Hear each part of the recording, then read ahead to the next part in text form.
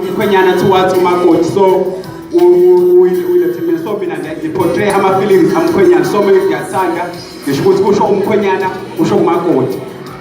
Sami ukuthi ngiqale ngidlule lapho. Okay, sithi impilo inzima but thina sobekezela, step by step, one day sofika khona.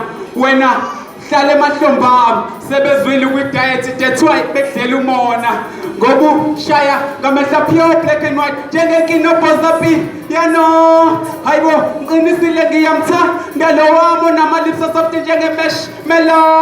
Ngithazwa i-voice sexy when she say hello, lona umekhulume ngathi uquliso prano.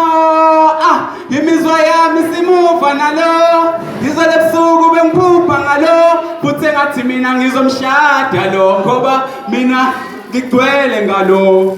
Emehlweni ami uhlezi emuhle lapho ngimbuka, vele ngicwebisa amehlo ngimgqolozele nje imihla namalanga. Lona kuthi lapho ngimcabanga vele ngifikelwe injabulo, kuthi lapho ngimkhumbula vele ngifikelwe uthando, ngigcine ngimfanisa nezinkanyezi ezikude phezulu esibhakabhakeni, kumbe nothingo lenkosazana lolu oluhle lumbalabala.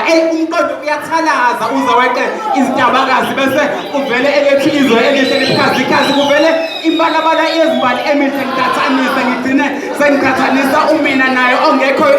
Ngikhali izinyembezi ngikhumbula umuntu ngize ngiliphimise ngembaba elokuthi mina ngingampela umuntu. Lapho ngiqale ngikhethe abangani njengosaziwayo, ngikhethe abasemathandweni nasendaweni abaziwayo. Kunjalo ukuthanda umuntu, kumnandi ukuthanda umuntu.